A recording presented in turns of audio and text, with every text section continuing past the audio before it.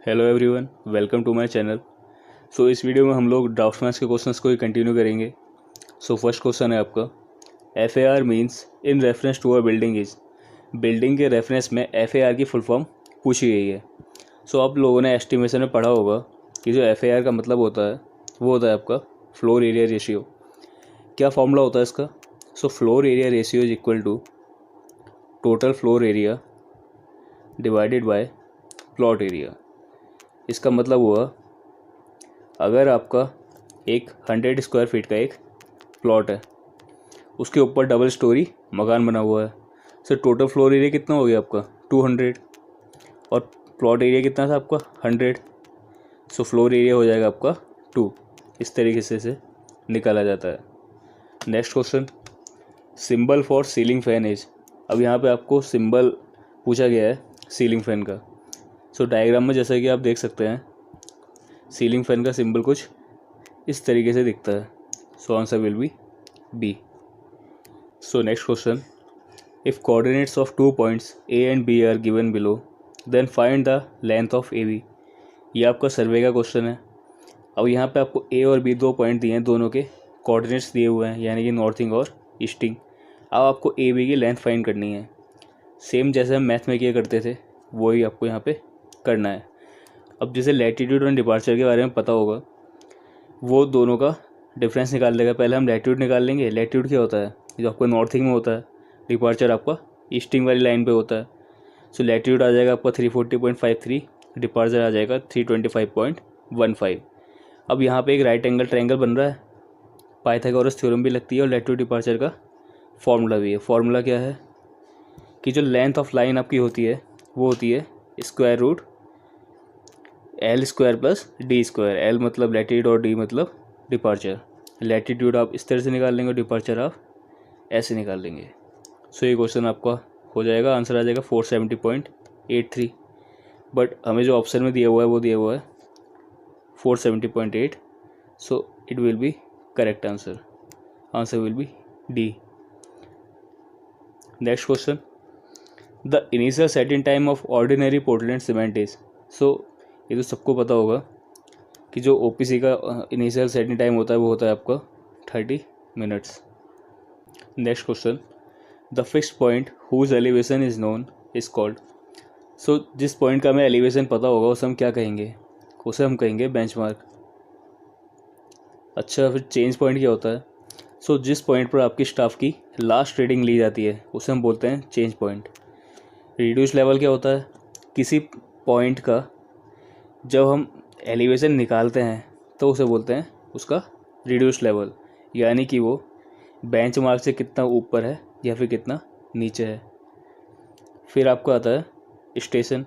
Station क्या होता है? जिस जगह पे, जिस पॉइंट पर स्टाफ को रखा जाता है, ना कि लेवल को। सो आगे बढ़ते हैं। The grade of concrete M20 means that the characteristics compressive strength of 15 centimetre cubes after 28 days given by. So M20 अगर एक कंक्रीट है तो इसमें 28 डेज़ के बाद इसकी कैरेक्टरिस्टिक स्ट्रेंथ कितनी होगी? सो M का मतलब तो होता है मिक्स, और 20 जो ये होती है इसकी कैरेक्टरिस्टिक स्ट्रेंथ होती है।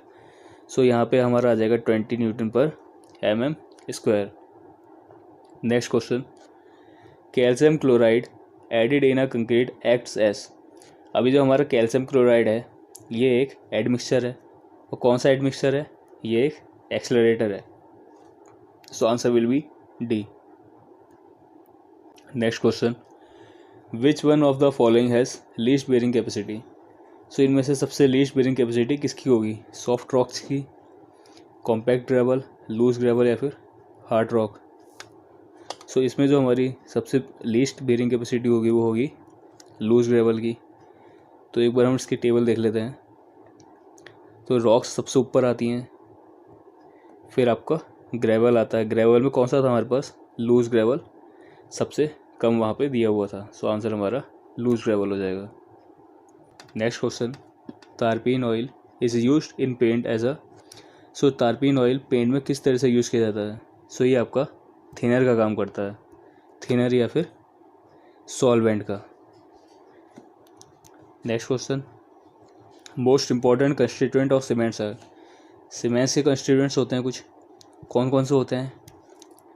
C3S, C2S, C3A और C4AF, एलाइड, बेलाइट, सेलाइट और फेलाइट। तो इसमें से सबसे इम्पोर्टेंट कौन से होते हैं? सो आपके जो सिलिका के कंस्टिट्यूएंट्स होते हैं जिसमें सिलिकेट होता है, ट्राई कैल्शियम सिलिकेट और डाई कैल्शियम सिलिकेट, ये आपको स्ट्रेंथ प्रोवाइड करते हैं। जब आपको स्ट्रेंथ देंगे तो इम्पॉर्टेंट यही हुए। So answer will be A, tri calcium silicate और di calcium silicate. Next question, an azimuth is a, so ये सर्वे का क्वेश्चन है। सो एजमथ हम किसको बोलते हैं?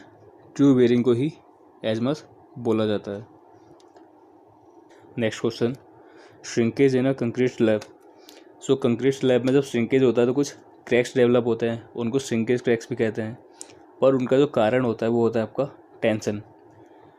तो आपका आंसर हो जाएगा B, tension cracks. Next question, at lower pH the contact period required for chlorination. So अगर पानी का pH कम हुआ तो जो क्लोरिनेशन का कॉन्टैक्ट पीरियड होगा या फिर जितना टाइम वो अपने काम के लिए लेगा वो बढ़ेगा, कम होगा या फिर वही रहेगा? सो अगर पानी का pH कम हुआ तो हमारा क्लोरिनेशन का टाइम घट जाएगा।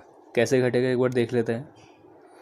जब आपने पानी में क्लोरीन डाला और उसका pH 5 से ज़्यादा होगा, 5 से कम होगा तो ये रिएक्ट नहीं करेगा, तो ये H2O के साथ रिएक्ट करेगा और क्या बनाएगा? हाइपोक्लोरस एसिड और HCl। अब ये जो हाइपोक्लोरस एसिड होता है ये अनस्टेबल होता है जब pH 8 से ज़्यादा होता है, और स्टेबल कब होता है? जब ये pH 7 से कम होता है, यानी कि लो होता है। अब क्या होता है, हमारे Cl के या फिर क्लोरीन के जितने भी फॉर्म्स हैं, जैसे कि OCl, हाइपोक्लोराइड आयंस भी एक उसका फॉर्म है, सबसे इफेक्टिवली जो काम करता है वो हमारा HOCl करता है, हाइपोक्लोरस एसिड करता है। जब ये स्टेबल रहेगा तो हमारा क्लोरिनेशन भी जल्दी पूरा हो जाएगा। सो ये कब होगा? जब pH हमारा लो रहेगा।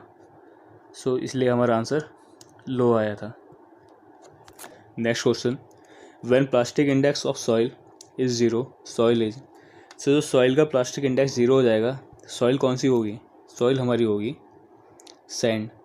कैसे होगी एक बार टेबल देख लेते हैं। सो सैंड के लिए हमारा कितना होता है? 0, या फिर नॉन प्लास्टिक के लिए, फिर लो प्लास्टिक के लिए लेस देन 7, मीडियम के लिए 7 से 17 और हाई के लिए greater than 17। So non plastic कौन सा सॉइल होती है? हमारी सैंड होती है। Next question, admixture which can be used as an accelerator in concrete is. इनमें से कौन सा एडमिक्सचर एक्सेलरेटर का काम करता है? सो फर्स्ट शुगर है आपका, शुगर आपका रिटार्डर होता है, सो ये नहीं होगा। सोडियम बाइकार्बोनेट एक्सेलरेटर तो होता है, कैल्शियम क्लोराइड भी एक्सेलरेटर है, स्टार्च आपका रिटार्डर है, बट इन दोनों में से जो मोस्टली यूज़ में किया जाता है वो किया जाता है calcium chloride. So answer will be C, calcium chloride. Accelerator sodium bicarbonate भी है, बट यूज़ हमारा कैल्शियम क्लोराइड ही किया जाता है। सो इस पैरा में आप इसे पढ़ सकते हैं, calcium chloride is the chemical most commonly used in accelerating admixture. So mainly हमारा कैल्शियम क्लोराइड को ही लिया जाता है। Next question, factors affecting workability of concrete is. कौन कौन सा फैक्टर कंक्रीट की वर्केबिलिटी को इफ़ेक्ट करते हैं? सो वाटर कंटेंट इफेक्ट करता है, वाटर कंटेंट बढ़ेगा तो वर्केबिलिटी भी बढ़ेगी। Shape of aggregate, round aggregate होगा वर्केबिलिटी बढ़ेगी, एंगुलर होगा तो वर्केबिलिटी घटेगी। साइज ऑफ एग्रीगेट, एग्रीगेट बड़ा होगा तो उसका एरिया कम होगा और वर्केबिलिटी बढ़ेगी। एग्रीगेट छोटे होंगे तो एरिया भी ज़्यादा होगा, उतना ही ज़्यादा सीमेंट चाहिए होगा लुब्रिकेंट के लिए, सो हमारी वर्केबिलिटी घट जाएगी। सो इन सभी फैक्टर्स पे हमारी वर्केबिलिटी डिपेंड करती है। So answer will be D, all of the above. Next question, compressive strength of ordinary Portland cement after 3 days should not be less then.